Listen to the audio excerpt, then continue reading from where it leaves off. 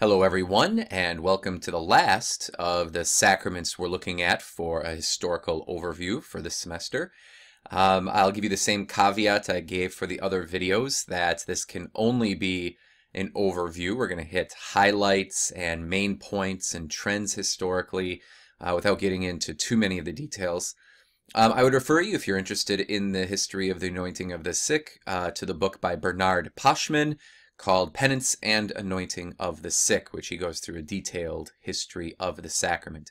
So we'll cover the biblical basis in class, so we're going to dive in to the patristic period.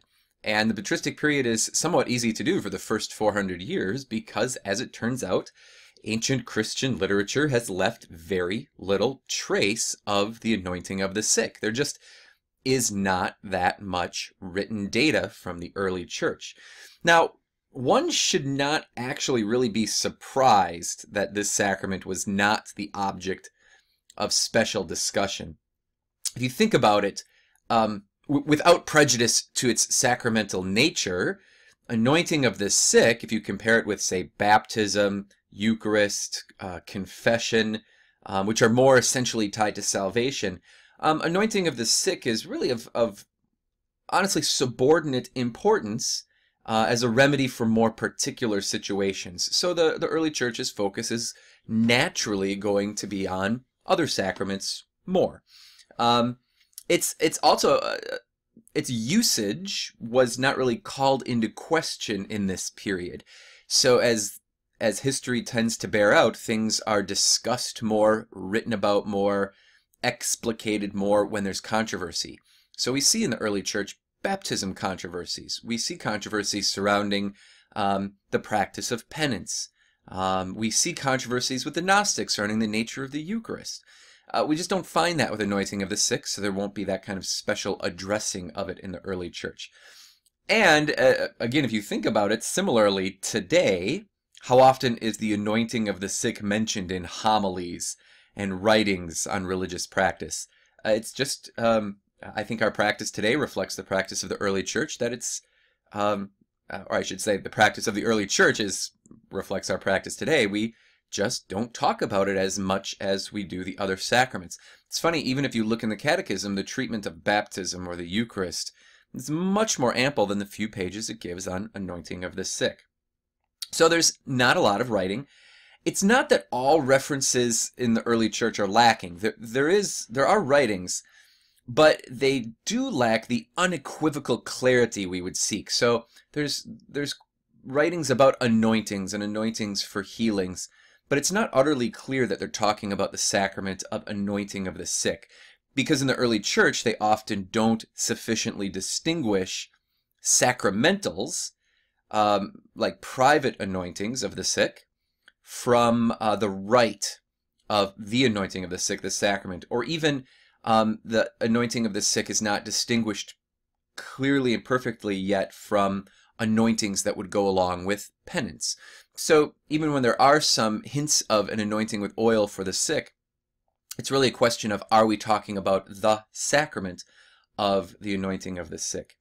So what do we find? Well, we find things like ancient rituals that contain the prayers for the blessing of oil used for the sick. So we have liturgical texts, right, for the blessing of oils. And this presupposes, at least, its use. Now again, is it the sacramental use, or is it a broader, more general use? Because we'll see in a moment, there's a lot of use of oil outside of the sacrament for anointing the sick.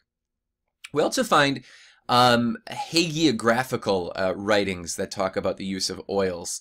So this would be writings about the saints, often sometimes of the legendary type from the early church, but the type that talk about the saints using oils for the sick and accounting healings. So you have these liturgical texts, and you have hagiographical writings. If you really want to get to the first clear and informative evidence about anointing of the sick in the West, you have to go to Pope Innocent I around 416 or 417 AD. and he's writing this letter to Bishop Decentius of Gubbio. And we've come across this letter before. If you pull from your memory here, this letter of Pope Innocent I in 416, 417 also gave us data about the minister of confirmation. So this is that same letter. And I reproduce in English it's about 4 slides worth here, and it's worth reading in whole because this shapes the theology of anointing of the sick from here on out. So Pope Innocent writes to Bishop Decentius saying, "Truly, since your love has wished to take counsel regarding this just," sorry, let's try again. "Truly, since your love has wished to take counsel regarding this, just as concerning other matters, my son Celestine the deacon has also added in his letter that what was written in the epistle of the blessed apostle James has been proposed by your love." So this "your love," by the way, in the beginning and here is, I think it's "your grace, your eminence," it's a title. So, and then he quotes James 5. "If anyone is among you is sick, let him call the priests, presbyters, let them pray over him, anoint him with oil in the name of the Lord, and the prayer of faith shall save the sufferer, and the Lord shall raise him up, and if he has committed sin, he shall pardon him." We'll have a chance at the end to do some commentary here, so we'll just kind of press on reading it. He continues about this James 5, "There is no doubt that this anointing ought to be interpreted or understood of the sick faithful, who can be anointed with the holy oil of chrism, which, prepared by a bishop, is permitted not only to priests, but also to all as Christians, for anointing in their own necessity or in the necessity of their people, their family." Again, I'm hesitating to comment here because I'll have some things to say, but notice this already in this authoritative first writing about anointing of the sick, that you have the anointing by priests, but also of the Christian faithful using oils blessed by the bishop. Moreover, we see that addition to be superfluous, that what is undoubtedly permitted the presbyters is questioned regarding bishops. So that requires some explanation. He's wondering about the minister of anointing here. The question was, well, they call for presbyters, priests. Can bishops also anoint, was the question. He says, well, of course, yes. Of course, if presbyters can, so can bishops. That's what he's saying. "For on this account it was said to priests, because the bishop, being hindered by other business, cannot go to all the sick. But if a bishop, to whom it belongs to prepare the chrism, to bless it, is able to do it or thinks someone is worthy to be visited by him, he can both bless and anoint with the chrism without delay." So it's speaking of the minister there. "For that cannot be administered to penitents, because it is a kind of sacrament. For how is it supposed that one species of sacrament can be granted to those to whom the rest of the sacraments are denied?" I think that's the end of my, yeah, okay. He's saying here in this last slide that anointing of the sick is not to be given to those in the order of penitence, because some things like the Eucharist are not given to those in the order of penitence. So how can it be that one kind of sacrament, the Eucharist, is not given to them, but this kind of sacrament would be? So what can we say about, if it's helpful, go back and read these 4 slides again. But what can we say about what Pope Innocent is saying here? Well, let's see. This contains, we saw, an authoritative explanation of how to carry out in practice the prescriptions of James 5. So we have a kind of a first authoritative interpretation of what does James 5 mean for the church today, this anointing for sick people. This decretal that we just read, this letter, became a basic document for the late Roman and early medieval period. So it enters into the tradition, incorporated into some of the most important canonical collections. So this becomes a starting point for theological discussion on the sacraments. This becomes authoritative and, starting point for later reflection.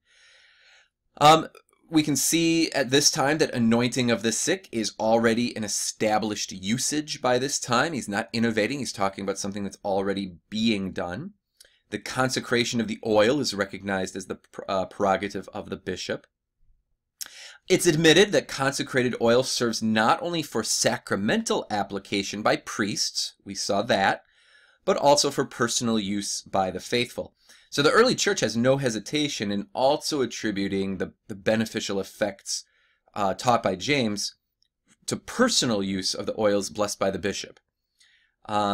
Priestly anointing, on the other hand, is a usage that's taken for granted, seeing that it's justified by the observation that the bishop, by reason of his other obligations, cannot visit all the sick in person. So, well, I guess what I'm trying to say here is, while private anointings by laypersons is admitted, there is a distinction made by the mention of priests as ministers and connecting it to the role of the bishop. So there's the idea here is that private anointing, even though it's mentioned, was not on the same footing as that performed by priests, right? Priests are mentioned in connection to the ministry. Well, I guess I should say the bishop is mentioned in connection to the office of the priest here as one who anoints, but the same connection isn't made with lay people as you read the text. So the granting of the, and so maybe a fine point on that, what we have here is a distinction without a name, and the distinction is between sacrament, the anointing by the priests, and sacramental, this private anointing with the oil. The concept is clearly there, but the language is not yet. It hasn't been developed yet. Along with that, the granting of the anointing of the sick to penitents is stated to be unlawful in the same way as the admission of the other sacraments for those in penitence, in the role of a penitent. So this association of anointing with, quote, the rest of the sacraments, even though it occurs at this early time when the word sacraments doesn't have a narrow fixed sense yet, as it will later have, this does clearly express the high regard in which the priestly anointing of the sick was held. So they're trying to, remember at this point, even get the language of sacrament and how that's defined. But Innocent I here is whatever basket of things the Eucharist is being placed in, anointing of the sick is being placed in that same basket. The genus of, I think he says in Latin that something like the genus sacramenti, the basket or the genus of sacraments. So Innocent gives us the starting point here. In this period, and we'll just highlight this as we close the early period, frequently at this time, the early church, there are accounts and recommendations of private anointings with oil blessed by the bishop. So anointings not done by presbyters, but by anyone. James's instructions were considered to be carried out by these private anointings in the early church.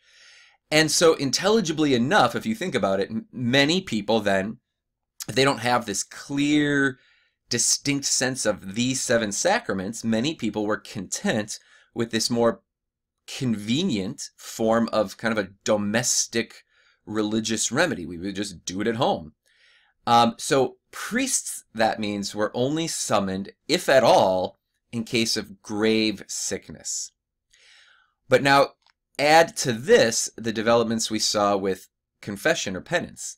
So from the 4th century onwards, penance also was for the most part only received in time of severe sickness, right? This putting off till deathbed penance.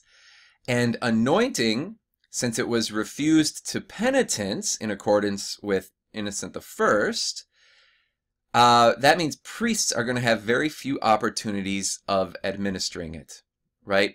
They're going to start administering it only on people's deathbeds in connection to the sacrament of penance.